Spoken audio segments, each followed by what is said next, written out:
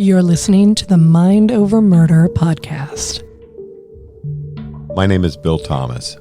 I'm a writer, consulting producer, and now podcaster. I am now trying to use my experience as the brother of a murder victim to help other victims of violent crime. I'm working on a book on the unsolved Colonial Parkway murders, and I'm the co-administrator of the Colonial Parkway Murders Facebook group, together with Kristin Dilley. My name is Kristin Dilley. I'm a writer, a researcher, a teacher, and a victims advocate, as well as the social media manager and co-administrator for the Colonial Parkway Murders Facebook page with my partner in crime, Bill Thomas.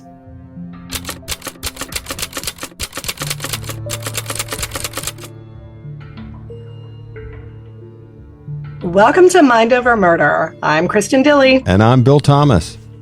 It's a lovely day out here in Pollenlandia. I don't know about you, but Virginia is absolutely smothering me with pollen. How about you up there in Connecticut, Mr. Thomas? About 4 to 6 weeks behind you, I think. It's a beautiful day, sunny, great day for a dog walk, which we just got back from. Pretty spectacular, but not heavy-duty pollen, not quite yet. Of course, we had snow on the ground 6 weeks ago, so... Yeah, you guys take a little bit longer to catch up with the rest of us. I don't want to imply that we live at the North Pole or anything like that. It's not Virginia, that's for sure. That is very true. And it is a lovely day here in coastal Virginia. So thank you all for joining us for this episode of Mind Over Murder. And as we have grown so very fond of doing, we've decided to do another True Crime News Roundup because there is so much true crime news to report on. And we're not even getting into some of those true crime stories. We can only cover so much.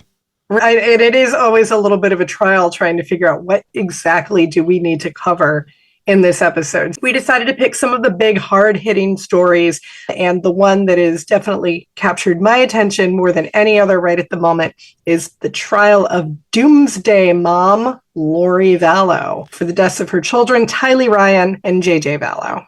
I shudder every time I see Lori Vallow's name or the expression Doomsday Mom. Yeah, very upsetting. And I just very recently finished reading the book, The Doomsday Mother, from John Glatt, because we will be interviewing John on our podcast here fairly soon. You miss the full depths of the story just because the news reports can only give you so much. And like the Murdaugh case, which I really only feel I barely got a glimpse of before I watched the Murdaugh murders documentary, this one is also one of those deeply tangled, rather upsetting cases that you have to do a deep dive on to really understand it. I don't know if you feel the same way. I do, and I'm really looking forward to this conversation with John Glatt to talk about his book, The Doomsday Mother. And I think that'll give us more of a chance to drill down because this story just goes on and on. Even reading over the last couple of days to prepare for this discussion, there are so many disturbing elements to their story that I had forgotten over the last couple of years. Yeah, and this, I can really only call it depraved because that's the best adjective I can think of, but I'm sure there are others. This story really started, it was right before we dropped our first episode of this podcast. It started late 2019, and there was a report of 2 missing children. That is how we first learned the names, Tylee Ryan and JJ Vallow. And that escalated into an increasingly bizarre story that led to the arrest of Lori Vallow, Doomsday Mom, and her boyfriend at first, later husband, Chad Daybell, we'll get into his issues in just a couple of minutes, for the murders of not only Lori Vallow's kids, but also the murders of both their former spouses. To make matters even more complicated in a case that wasn't complicated enough, we have Lori Vallow's brother, Alex Cox, who played a role in both of the children's deaths. And just for good measure, we have a third husband of Lori Vallow who also ended up dead. So lots of craziness. And the Alex Cox tie-in, where he may be responsible for the deaths, the actual killing of 2 of her 3 children. Alex Cox ends up dying supposedly of natural causes, and I know you'll get into more detail in a minute. This story just has so many twists and turns, and there's so many people that end up dead. Almost everybody that Lori Vallow or Chad Daybell ever loved ends up being murdered. It is so bizarre. and frustrating to try to get a handle on. But I will say the Doomsday Mother definitely helped me figure out, okay, where do we start? So we'll start with the fact that apparently for quite a while, Lori Vallow was like a normal, devoted mother to her children. And her fourth husband, Charles Vallow, 4 marriages, whew. She became acquainted with Chad Daybell, who was an author who wrote books about the end times, the necessity of prepping for doomsday, those sorts of things. And neither of those are topics that I've ever felt the need to delve too deeply into. I don't know about you. More nut job, conspiracy theory, craziness. They met at a conference called Preparing a People, where Chad Daybell was a featured speaker. And they started what started as an emotional affair and then very quickly moved into a physical affair. It's interesting, John Glatt really paints this picture of Chad Daybell as being a charismatic cult leader. And he does call him a cult leader. And I can't say that I had ever really, in the stories that I had originally seen about this, I don't think that I characterized him as such. When I think of cult leaders, I think of Jim Jones or I think of Charles Manson, but I can't say that I thought of Chad Daybell as a cult leader. I don't know if that image rang bells for you, Bill. He is out speaking at these bizarre conferences, and he has written best-selling books about the end times, and I think he probably does check enough boxes to call him a cult leader. So she was already just like a very deeply religious person. They're both involved in the LDS Church. She met Chad Daybell at this Preparing a People conference. Apparently, he just ensnared her and tainted her thinking. He started talking to her about the concepts of dark and light spirits and zombies, which aren't the flesh-eating Dawn of the Dead creatures that we think of, but are something entirely different. And he managed to convince her that her husband, Charles Vallow, was a zombie. And he means a person who's been infected by a dark spirit whose real soul is now trapped in limbo. And if you listen to him, the only way to free that person who is now a zombie is to kill them. I think later they developed a theory that 2 of her 3 children were also in this zombie category.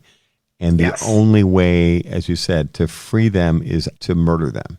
It wasn't just Lori who got ensnared into this, too. It was her brother, Alex Cox. And so he also drank the Kool-Aid. He also shared Lori's conclusion and Chad's that Lori Vallow's husband and her kids needed to die. Jumped on the train along with the rest of them, jumped on the crazy train along with the rest of them. When she said, hey, I'm going to need some help killing Charles Vallow here, he said, okay, sure. This is so convoluted and so crazy. Just bear with us here for a minute as we go through this.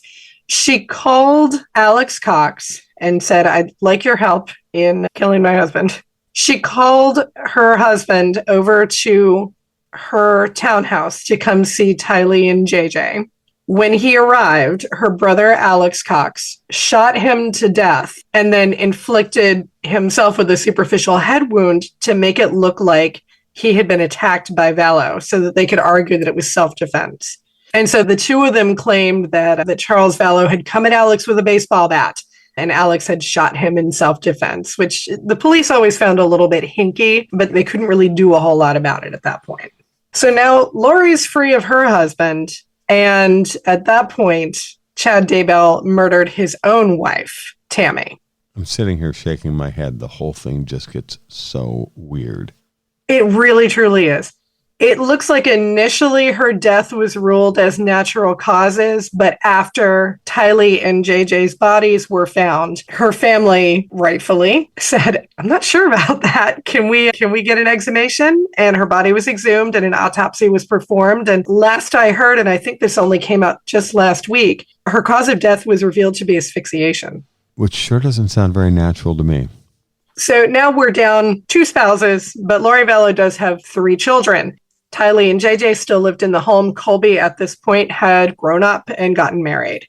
Chad had managed to convince Lori via a list that he had written out of all the people in her life that Dilley and JJ were dark spirits or zombies. It really became a matter of you have to free them from this infestation of bad spirits. And so she enlisted the help of her brother, Alex Cox, to murder her children. We don't have a lot of information on that because the person who very likely killed Dilley and JJ has now died. And so there's no confession that they can get out of him.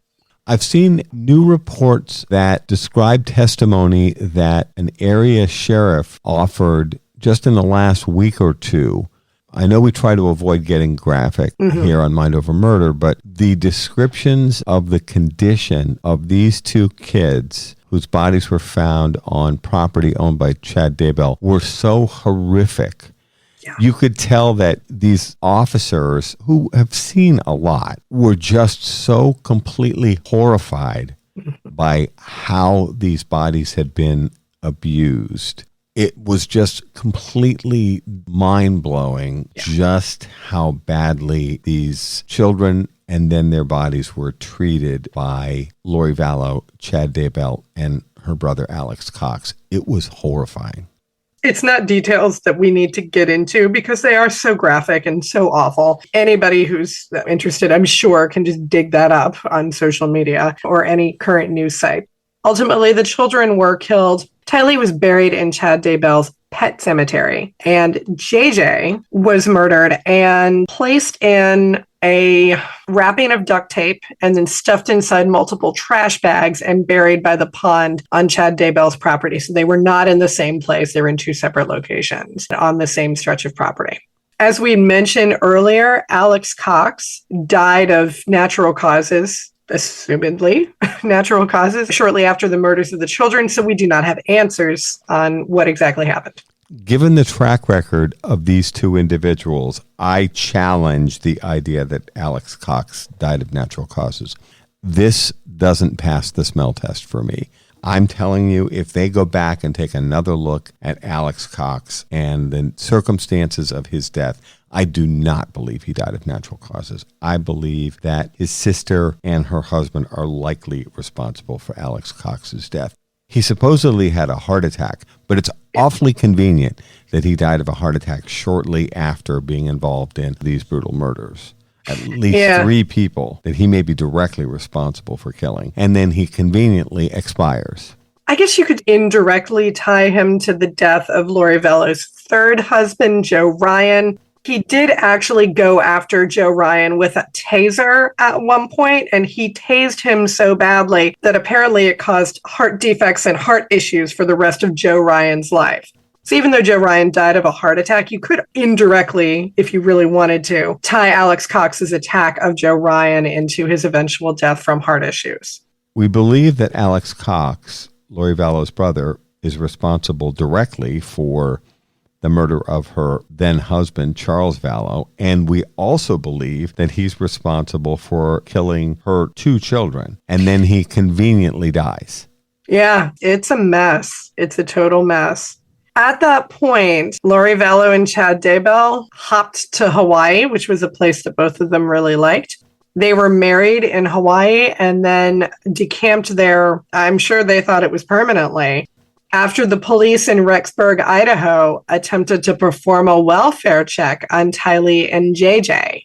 JJ's grandparents, Kay and Larry Woodcock, reached out and said, "We have not heard from him, and his mother will not let us speak to him. Can you do a welfare check?"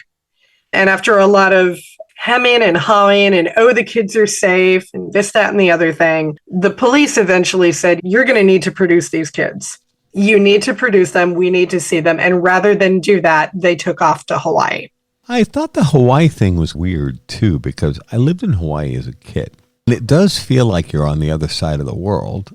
At the same time, it seems like Lori and Chad seem to forget the fact that the state of Hawaii is part of the United States of America and that they could have easily been forced to come back to Idaho to face charges.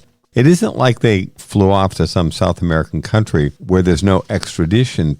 They're in Hawaii, flouncing around, enjoying their honeymoon weeks after both of their spouses have been killed. And they're so delusional, they almost behave like they didn't expect that their behavior would be seen as suspicious.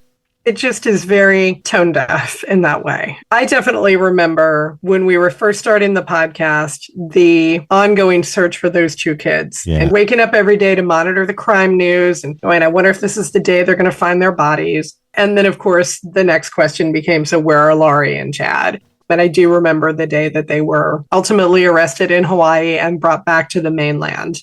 They kept asserting that Tylee and JJ were fine, and they had the story that they were being hidden for their own protection. It's like, they needed to be protected from you. And not anybody else. Not anybody else. And John Glatt outlines it a whole lot more in his book and in a much more compelling and convincing way than I can do right at the moment. But Lori had a long history of manipulating the police and trying to keep the children from their father, Charles Vallow, and previous stepfather, Joe Ryan. She really made a point of making it difficult for anybody to believe anything that she had to say. They had this whole story about, the kids need to be protected. Well, clearly from you, not from someone else. And at the same time, his wife had died 2 weeks prior to their fairy tale wedding in Hawaii. The whole thing is just too bizarre for words. It really, truly is. So that's the overview of the case, and that brings us to now. And we are 2 weeks into Lori Vallow's trial. I was reading that the trial is expected to last about 2 months. The death penalty is off the table for Lori Vallow, but I'm very interested to see some of what comes out of this trial. Her oldest son, Colby, testified against her the other day, apparently was very emotional. Oh, gosh, yes. Quite explosive. She was talking to him using Tylee's phone for a while. Like, he was trying to get in touch with his sister and say, where are you? Are you okay? She was withholding contact with them first for a while, and then later, of course, she murdered her children. But she was talking to him using Tylee's phone and saying, I'm fine, I'm okay, I'm just busy. And he, obviously, very hurtful, very upsetting for him. And so he really did confront her on both of those issues in court. Very sad for everybody all the way around. These people are not exactly rocket scientists. One of the things that came out at trial was that cell phone data places Alex Cox in the yard of Chad Daybell's property, which is where they found the two siblings who had been murdered. So JJ and Tylee's bodies hidden in separate locations. Here's Alex Cox, who doesn't even bother to leave his cell phone at home that day, probably murdering and burying those two kids in two separate locations. All the while, he's got his cell phone in his pocket. The whole entirety of this case, we could do and will do a whole episode unpacking all of this. And we are very much looking forward to having John Glatt on, not just to talk about the Vallow and the Daybell case, but to talk about his amazing and very prolific career as a true crime writer. So we're looking forward to that here in the next couple of weeks. But we'll continue to update on things with the Vallow trial as it continues to unfold. Chad Daybell will be tried separately, but on similar charges here in the coming months. So look out for that as well.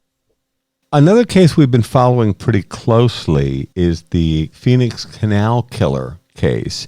You may recall that we did 2 episodes on the Canal Killer in 2020. Of course, Kristin, you feel a strong bond here because you went to school in Arizona and worked as a teacher after completing your master's degree.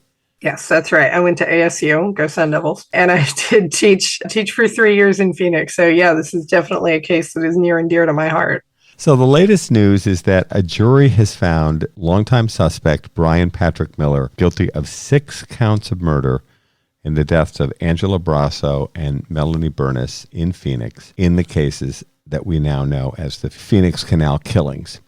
Miller, who called himself the Zombie Hunter, you may recall he had this bizarre vehicle all painted up with Zombie Hunter on the side. Here we are with zombies again. There seems to be a through line here of bizarre, sad killers who fashion themselves as zombie hunters. He did special events where he would go and appear with this ridiculous car. He attempted an insanity defense, which went nowhere. His attorneys argued that the combination of abuse at the hands of his mother and his autism had turned him into a killer. And we've talked about this a little bit before, Kristin.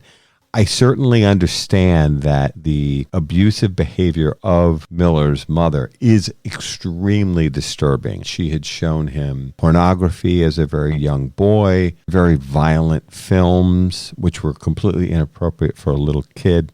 It's understandable that his attorney would bring those things up as a potential defense. Supposedly, Miller appears somewhere on the autism scale.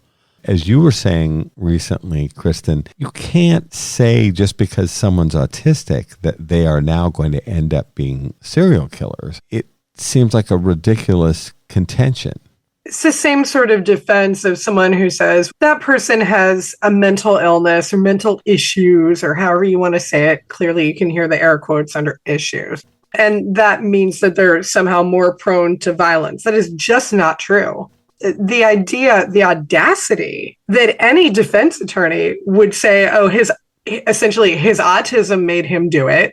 No, that's disgusting and that's despicable. And it does a great disservice to anyone who is on the spectrum or dealing with any kind of autism-related disorder. We had a couple of people on our social media page speak to very much the same thing, and they said it far more eloquently than I can. It's the end of the school day and I'm tired. I'm barely coherent. The idea that anyone would ever try to use his autism made him do it as a defense is despicable. I absolutely cannot believe that they tried that. But I guess they had to try something. It smacks of desperation from my point of view.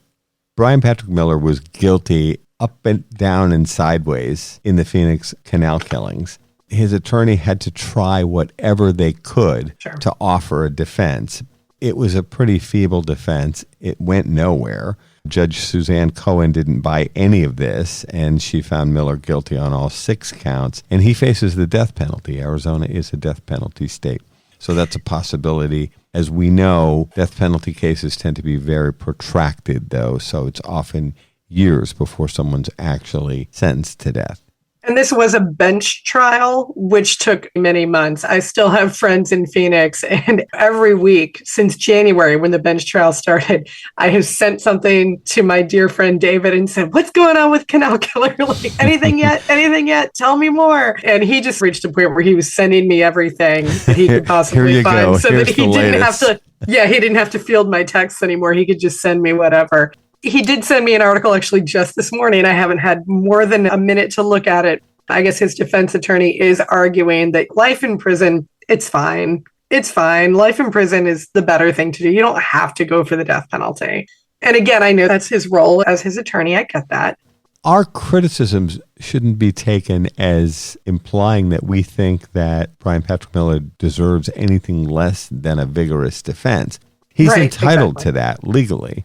I just think that his attorney made a number of odd choices. The bench trial seemed like an odd choice in that, keep in mind, with a jury trial, all it takes is one juror not being willing to move forward to move you to a not guilty verdict. You have to have a unanimous 12-person jury buy into whatever is being presented.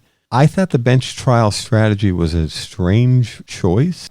I'm not quite sure what Miller's defense thought they might gain. I think most judges have seen it all and heard it all and not likely going to say this person's not guilty of this brutal series of homicides. I'm so glad that this is finally coming to an end because this has really haunted the Phoenix area and, of course, the families of the victims.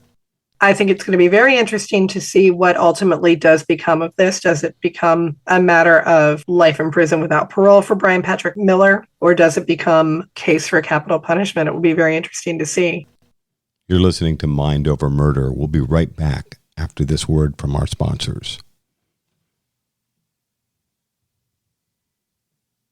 We're back here at Mind Over Murder.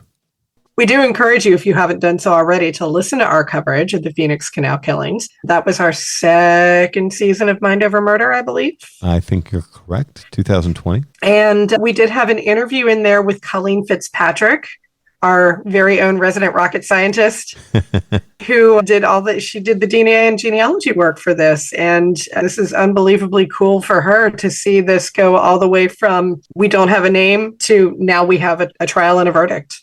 I remember when she was telling us the story, when she got to the place where she had figured out that they were looking for a suspect whose last name was likely Miller.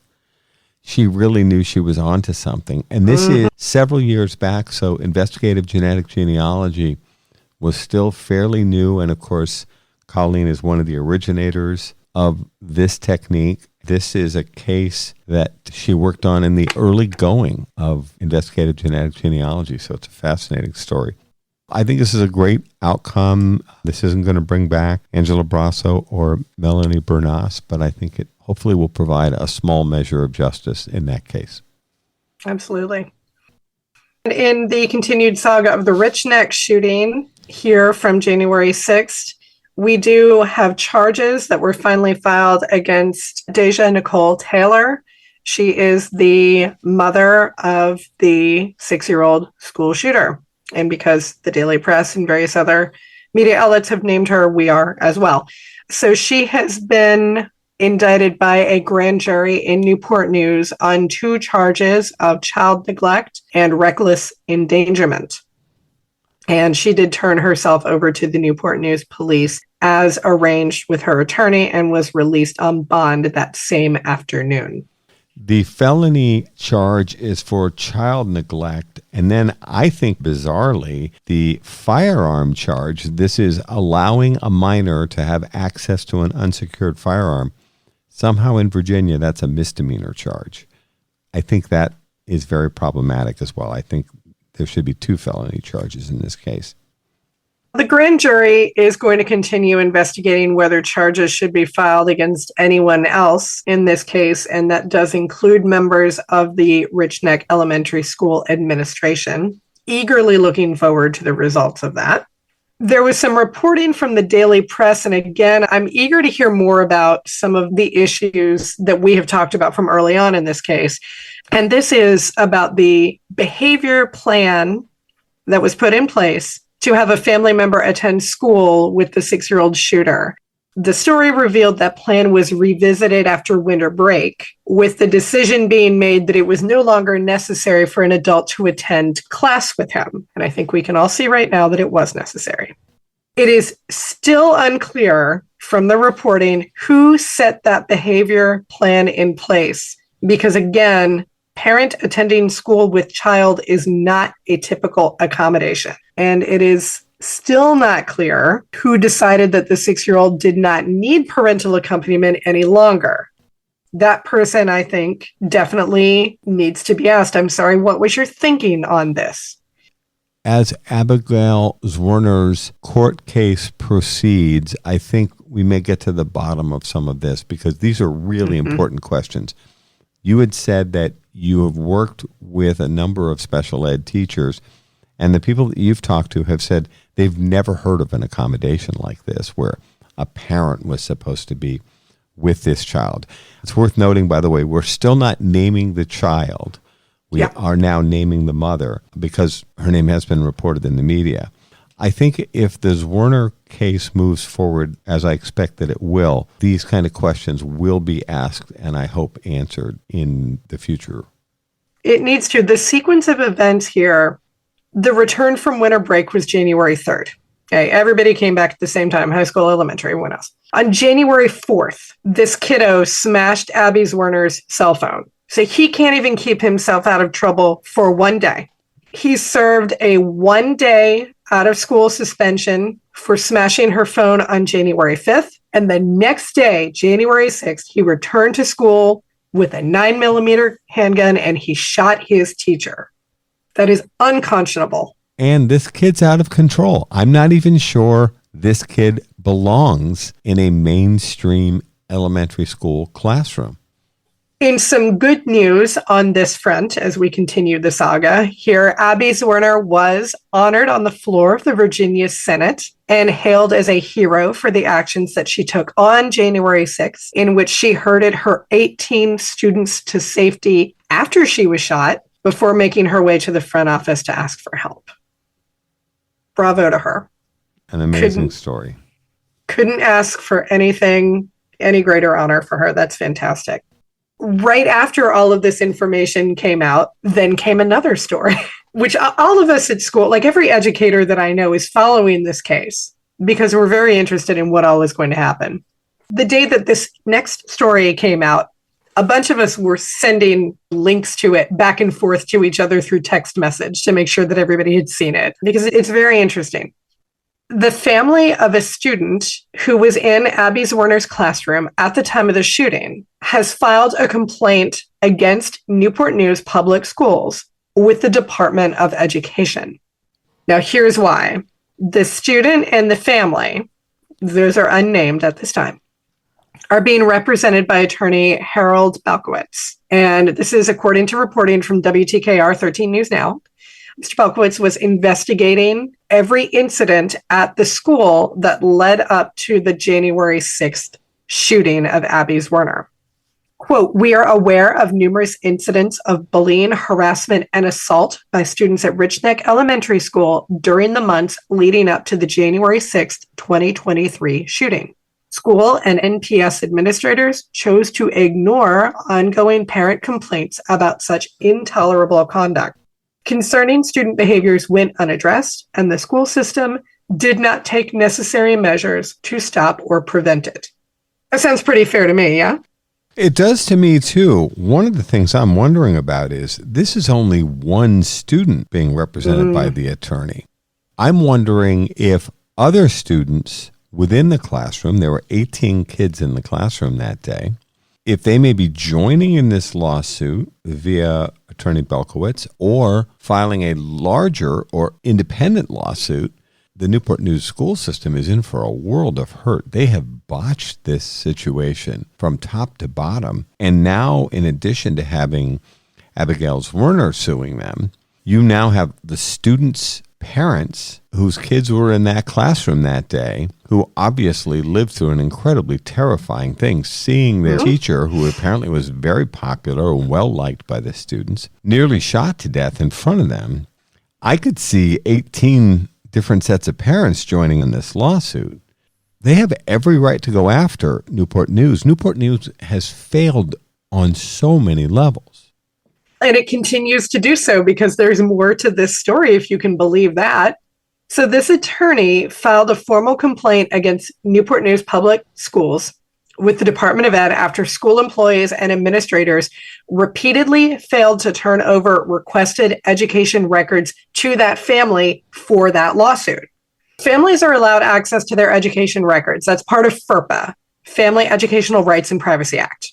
I'm going to quote here again. "Among the records sought are documents relating to administrators' failure to appropriately and effectively address the parents' numerous pleas concerning the dangerous environment at Richneck Elementary." You can ask for your kids' records. The policy from Department of Ed and VDOE is that the agency or institution or its component shall comply with a request for access to records within a reasonable amount of time, but no more than 45 days. So Belkowitz reached out to NNPS for those records on January 30th, and they said, no, we're not giving them up. By my count, we're at 75 days, give or take, at the time of this recording, and they've never responded. So they're more than a month late in responding to this attorney representing these parents, and they have a legal right to these documents, and they're failing to provide them. They are just continuing to screw this case up. And I like the fact that this attorney did what I think is probably the only thing he could do at this point, which is play his hand and say, you know what? You're not going to respond. I'm telling everybody about it. Good for him. Starts to sound like the Colonial Parkway murders. It doesn't. He did say, "It is disturbing that NPS is hindering our clients' lawful efforts to uncover the truth of what happened at Richneck Elementary School. And as of my last check on this, Newport News Public Schools had not commented on the complaint." Wow. Let's just compound our mistakes by failing to comply with the law. We know that this is going to be a long and continued story. We're in for it. We're in for the marathon, not for the sprint, if you'll pardon the running pun there. So, of course, you will continue to hear more from us on this story as it unfolds. I referenced the Colonial Parkway murders a moment ago. I hope if you haven't had time to go back and take a listen to our podcast episode with Joyce Call Canada that ran last Monday. It's episode 251 regarding the 35th anniversary of the disappearance of Richard Keith Call and Cassandra Sandy Haley. And we talk quite a bit about the status of the investigation, and we hope you'll take a few minutes to listen to that episode and let us know what you think.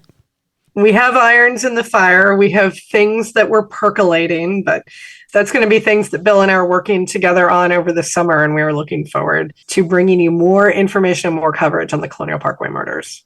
And then finally, we wanted to update you on the Rust case. You may recall we've covered the situation we found ourselves in New Mexico, where film and television star Alec Baldwin was charged with 2 counts of manslaughter after an accidental shooting on the set of the Western-themed film Rust. Helena Hutchins, cinematographer on Rust, was shot to death, and director Joel Souza was badly injured after a prop gun was found to be loaded with live ammunition. And this resulted in Helena Hutchins' death and Joel Souza's injuries. Alec Baldwin was among the people charged, and of course, Alec Baldwin is the person that actually pulled the trigger. Surprisingly, today, it was announced that it appears that manslaughter charges against Alec Baldwin have been dropped. This on the same day that shooting of motion picture film, has resumed on the Rust set, which has now been relocated to Montana from its original New Mexico location. Interestingly, it was not reported that armorer Hannah Gutierrez Reed still has charges pending against her. She was also hit with 2 manslaughter charges. Although charges seem to have been dropped against Baldwin, there's no mention of dropping those charges against Hannah Gutierrez Reed.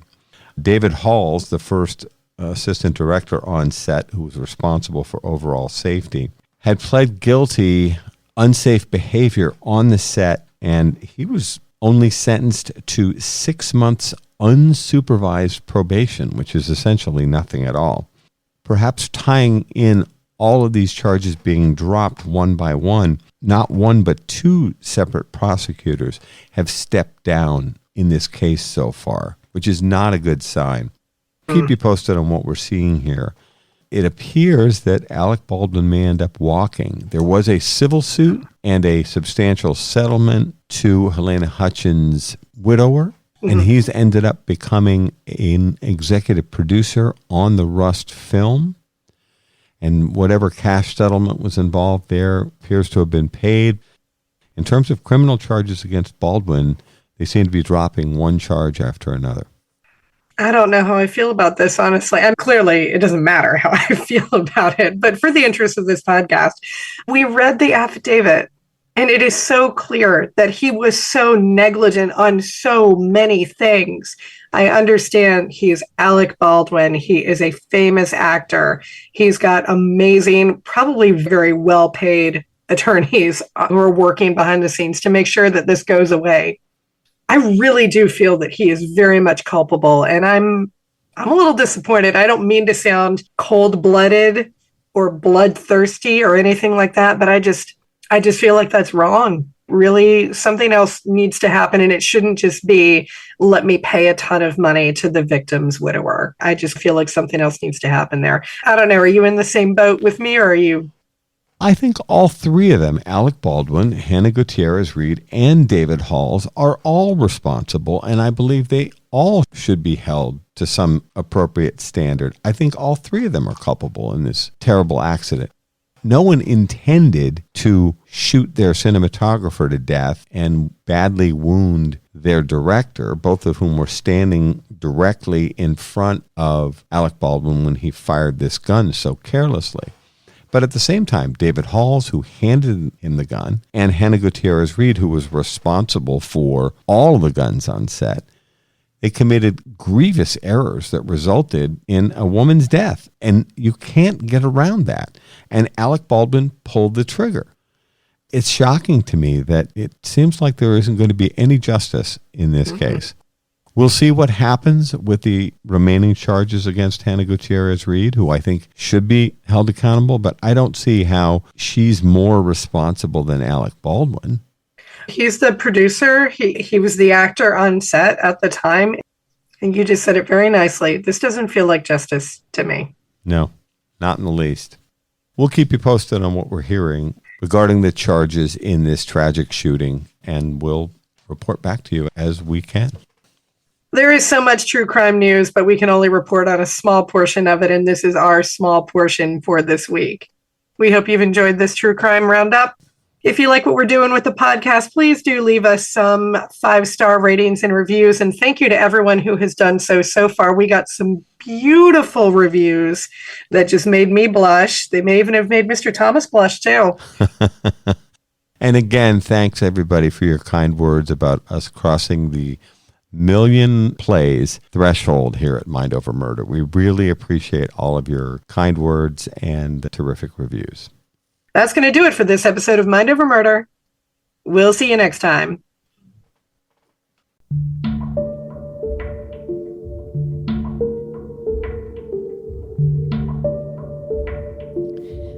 Mind Over Murder is a production of Absolute Zero and Another Dog Productions. Our executive producers are Bill Thomas and Kristin Dilley. Our logo art is by Pamela Arnois. Our theme music is by Kevin MacLeod. Mind Over Murder is distributed in partnership with Crawlspace Media. You can follow us on Facebook, Twitter, or Instagram. You can also follow our page on the Colonial Parkway Murders on Facebook. And finally, you can follow Bill Thomas on Twitter at BillThomas56. Thank you for listening to Mind Over Murder.